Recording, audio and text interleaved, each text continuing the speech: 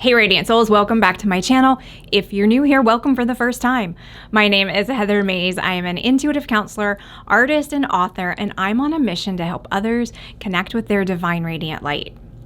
So it's time for the monthly energy forecast again, and it is December, which means we've gone all the way almost through 2022, which sounds a little ridiculous to me. I don't know where it all went. It felt long, but short at the same time. Somehow, I don't know how that works. But as we were coming into the channeled message for this month, what I was getting was a need to go back and briefly touch on all of the forecasts for the prior months, because what we were doing, even though, yes, the guidance was specific for the month it related to or the time in which you saw it, if it felt resonant to you. We were also building a template and a foundation for a bit of transformational work. And I had that feeling about halfway through the year, but I thought, let me see where it all lands by the end of the year, and we'll go back and revisit it then. So that's what I want to do for a little bit today, and I've got some notes around me that I'm reading and referring to. So when we started 2022, we talked here on this channel about it being kind of a reclamation project, like a house flip, like the old rundown house that you might purchase and then do all the renovation work to resell it on the market. And in that metaphor, in that analogy, we are managing our own energy, and we are the contractor, we're the architect, and we're the house all at the same time. So what we do in that build essentially helps the resale value or the property value of the whole neighborhood. So the work that we each do on ourselves is helping the collective, and that's nothing new. That is hopefully you've heard that somewhere before, and I'm not surprising you with that knowledge, but that's what we want to keep top of mind as we're working through all of this, that although these are energetic forecasts for a period of time or for whenever, again, you tune in, because that's when it's going to be resonant for you, they're also things you can apply going forward. So it's not just we close down 2022 and none of these messages make any sense anymore. They may still continue to apply to you. So for January, we looked into atonement and breaking that word down into at one meant coming inward and being at one with yourself, holding space and grace for yourself, and kind of doing, if we're following that house analogy, you know, you get the keys from the realtor and you go in for the first time and you're assessing, okay, what needs to be done structurally? Do I need to do anything? Do I need to work on the plumbing? Do the windows need to be switched out? Does it need a new roof? And be okay with all of that. It is what it is, but there might be some work here. So again, you're the contractor, you're the house itself, and you're the architect. So you're doing all of this analysis from two different ways. You're looking at it externally, but from the inside at the same time, if that even makes sense. So that's what we looked at for January, and coming in, being at one with yourself. Doing that step enabled you and gave you energy and knowledge and the skill set to move on to February's message, which was translucent. And that means allowing those things to pass through you, not being kind of shut down when something happens. So you experience a hiccup. If we're looking at our house build, maybe the roofers don't finish on time. That actually happened to me one time. They were almost done for the day, and then this huge storm came, and rather than like leaving for the day, they like sheltered in place under blue tarps out in the yard. It was interesting. Anyway, but things happen, right? Things come up, not getting stuck on them, letting things pass through you, you shining light into something, making it translucent. And the knowledge that because you're a part of it and because you shine your light at it, you change it. You're like making a stew. So we're making a stew in our house, but you're adding that ingredient of you letting something pass through you, then you fundamentally are changed, and you're changing the thing. It's no longer the way it started, and you aren't either. So having atonement, being translucent, the next step was to calibrate, to really dial in what kind of GPS coordinates you need to be in tune and to tune in your own instrument, knowing that you are the instrument of change for yourself, getting really real about, okay, I'm going to need a bigger boat. I'm going to need something. If we're looking at our house analogy, this would be like, maybe you're like, oh shoot, I have to spend a little more in order to flip the house than I thought. It doesn't have to be monetary, but something that, just being really honest with where you are and what it takes to get you from your point A to your point B. Everybody's got different goals, different places that we start. So part of that also was to stop looking around you, because you are tuning your own instrument. You're not going to tune a cello like you tune a flute. They're very different instruments. As I like to say, eyes on your own paper. And then once you've calibrated, you look at the reverberation. What is coming back to you? Because maybe you didn't calibrate something in quite the most efficient way or the best way for you. So something keeps coming back, a situation that keeps coming around, a missed opportunity that you keep missing, something that shows up for you over and over. Why is it reverberating? If you don't want it there, what else can you go within, adjust, adapt, change within yourself? And then how you also broadcast things out into the world, because you can choose. We talked about in, what month was this? April. We talked about the image of being in like a concrete room, or a room surrounded just with concrete walls, and having the window open. So you close the window, everything's going to bounce around. You open the window and you let some of that out, the sound isn't going to be as loud. It's not going to bounce back as much. It's going to dissipate. So how are you handling those things that keep bumping up against you? And is there like a release valve of sorts that you can let something go, and then doing the work to do that? Acknowledging it and doing the work. Both of those are important. In May, we talked about synthesis. So we've been at one with something, we've had atonement. We've allowed things to flow through us where they were stuck, translucence. We've calibrated. After that, those first two steps, recalibrating, how do things look for me now? And then we've seen, now that I've changed and recalibrated, what else is still bouncing around? What else can I still let go? And then we're looking at synthesis. So building the different components, the different ingredients, again, if you will, and knowing that you have the responsibility, the ability to respond to whatever's happening around you. You can't control all of that, but you can control how you respond to something, what it means to you, how it informs your emotions, your decisions. So taking that on. And then doing that really empowers you to have tenacity. And that was the next message for us. We saw that one in June, and that was sticking with something. Even when things are going to go wrong, even when you've done all this work, like we might look back and say, I'm doing all of the things. I'm reading the books. I'm vibing higher. I'm doing this. I'm like cutting loose the bad habits that I don't want anymore and building the good habits.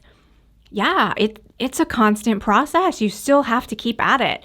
So having the tenacity to stick with something. And this month was fun. I don't know if it was coincidence or if it was because it's what everybody needed the most that month, but the animal totem for the month was a turtle. And this is the month where I got the most feedback about the animal totems, because you guys, a lot of you kept finding turtles, and snapping turtles in particular, in odd places, like in your beds or in your driveways or under your car, or your dogs picked them up. So that was kind of fun in June to hear that. No one was hurt. No turtles were hurt. No dogs were hurt. No people were hurt, as far as I'm aware. So after the tenacity, it's time to bring some light in again, and illumination in force, in a larger group. We talked about the synchronous firefly in the Great Smoky Mountains, where for just like a 2-week period every year, they flash and sync. They're synchronized when they shine their little light. So linking and syncing up with those people who are on the same path as you. It's really empowering to know that you're not just alone. You're one of a group, but not relying, like not coasting through the group to still do the work that is your work to do, but find those people that you can around you, community build, and draw your strength from that. And then that helps give you clarity. So once we've gone through these steps, now we're kind of like at the optometrist when they're doing the little adjustments on their machines. Is it better 1? Is it better 2? We're getting that clarity. We're dialing in for us what makes more sense in this moment, what we can focus on, what has become clearer, and just reassessing how you see yourself again. It's a constant, it's building blocks, it's steps, but it's all twisting and shaping and morphing us and showing us how to do this work on ourselves rather than just saying, find out your past life, talk to, a multidimensional being, connect with your guides. Like I said, vibe higher. Like those are great, but they aren't necessarily tools. They can turn on a light for you, but you still have to do the work. So these are steps to help you do the work. After clarity came resilience, where you have, because you're so empowered by all that work you've done for yourself, you have the flexibility to adapt, to change. Maybe you can even help someone else at this point. You've met your community, you've connected, you've synced and linked in with some others. So having that resilience now of what that means when you're part of that group, it's not always my way or the highway. How can you be resilient and kind of be flexible, adapt, overcome, endurance and patience? All of those elements become important in that step. And that leads us to elevate, where we're able to really start to see the next horizon, see over that next mountaintop, and know that we're aiming for that higher vision always. We're not going to look back and say, oh my gosh, I did all that work. I atoned. I had clarity. I was resilient. I had tenacity. Oh my gosh, I'm exhausted. No, we still keep going. We're on the path and we elevate those emotions and keep that high frequency and that vibration.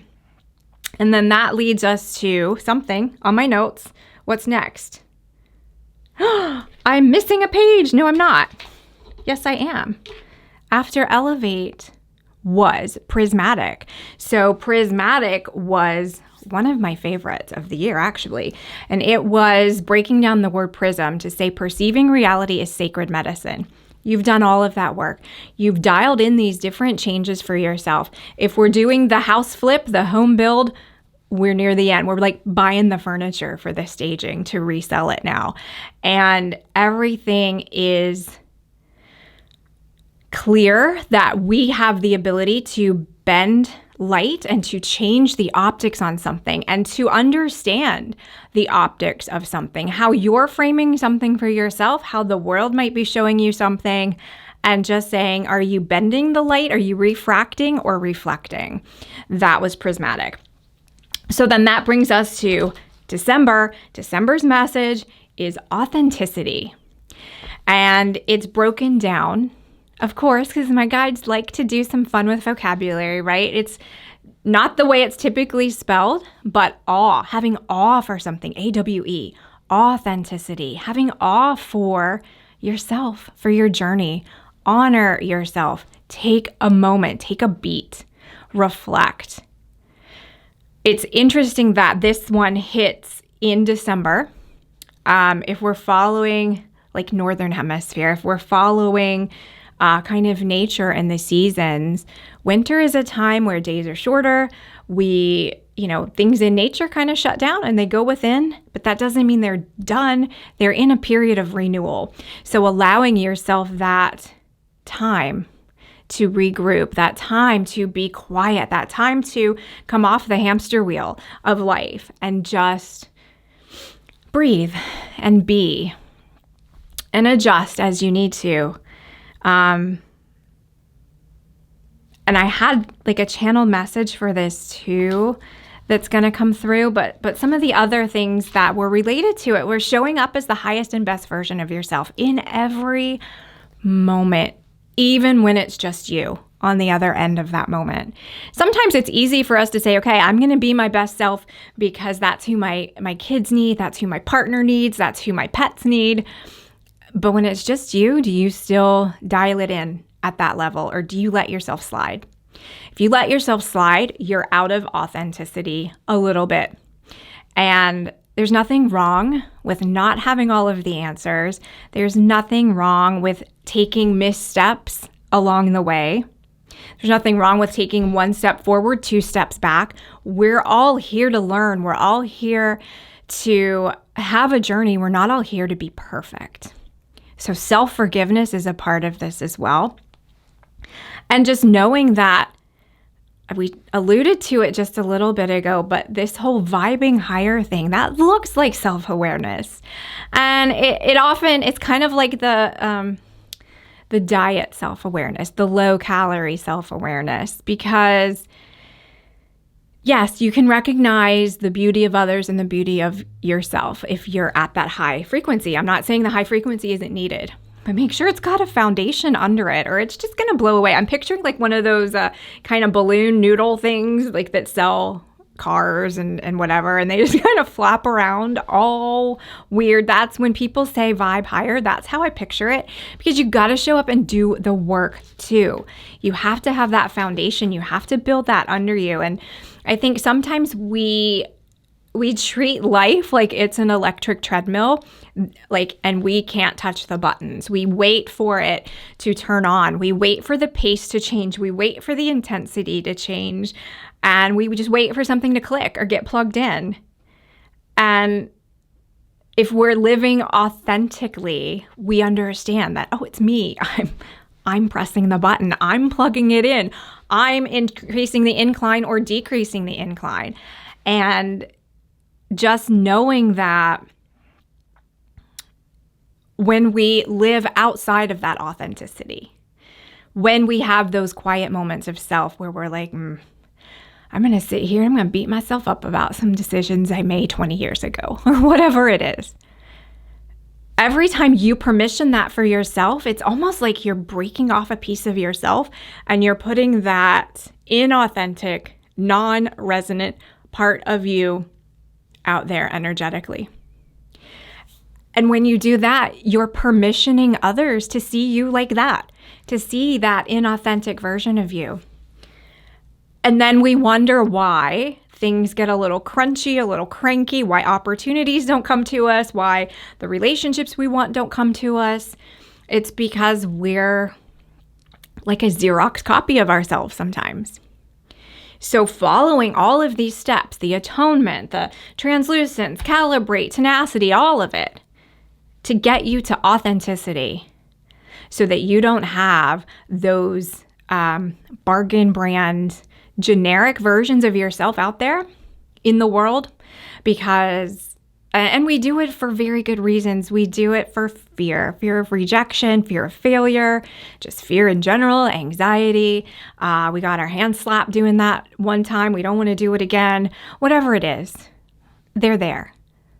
Turn that part of your brain off because it's not helping you be authentic.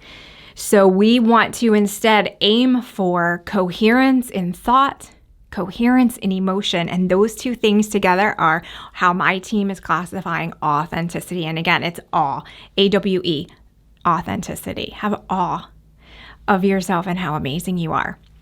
So my guides had a little, as they tend to do, a little note or whatever for you guys that I can share. And it is, dear ones, the terrain you've traversed has been bumpy, sometimes quickening your footsteps, sometimes slowing them, but always forcing you to adjust. You may see those adjustments as ground given up, as losses, as zeros. But we would say to you that the bird in flight makes many adjustments to stay on course. Feet back, feathers shed, head pivoting, eyes searching the horizon. Always in motion, always in flux. And the energy you faced this year and the guidance we've given serve as navigational tools to return you to current authenticity, because it's always and only of and in the moment where your light shines most brightly. So that was their message. There we go. And the totem animal, following on the heels of that vision of a bird in flight, making all these adjustments. Like sometimes they look like they're just soaring and cresting on the warm air, but there's micro adjustments even all the time. So the totem animal is a hawk. Very, very clear vision. Apex predator. Take that for what it is, but go for what you want in life. And even when things are coming at you, like I know here at the house, I have a lot of hawks around and I have a lot of crows, and the crows like to bully and chase the hawks in an insane, like it's it's so loud and it's so dramatic, and the hawks just keep on going. They just keep on keeping on. They keep on hawking. So whatever is coming at you, whatever is kind of cawing and attacking you, whatever noise is coming at you, just keep going. Adjust in flight as you go. And hawks also often in many cultures represent a connection to intuition and spirituality. So I think that is well placed for us in this community. And then the element of nature here is a canyon. And if you picture that, man, they're gorgeous and they have beautiful shapes, and they play with light and shadow really beautifully and dramatically, but they've been carved by water, by wind. They've been shaped by all these things in life, and that's us. We have these depths that we can sink to because we've had these things that we've navigated and that we've walked through. So there isn't an affirmation this month. I think maybe because they had the little love letter that they penned. But we can look at the art a little bit. And when we look at the art, to me, it feels very strong. So I kind of look at not the cloud layer, but the layer behind the white lines. And I see all these little lines. To me, those feel like those micro adjustments, those adjustments in flight, but also the foundation. To not forget all of the work that you've gone through, all of the decisions that you've made, right or wrong, you made a decision, you took an action, and to just keep going one foot in front of the other with yourself through that. Allow that foundation and that structure to be there for you. Go back and revisit these steps of atonement, translucence, calibrate, etc., and keep tweaking what you can energetically for yourself. And then I also see like an up arrow and a down arrow. So again, just finding that balance and that absolute center, almost 0 point of authenticity. Again, the guides are saying, even when you're just you, in those moments where it's just mano a mano, you versus you, are you being the best that you can be in those moments? And if not, how do you get there and then do it? So that is the guidance for December. I thank you so very much for spending some time with me today. I hope you enjoyed it. Drop a comment and let me know what felt right for you, what felt resonant, what pushed your buttons a little bit. Maybe something did. And I will see you next time.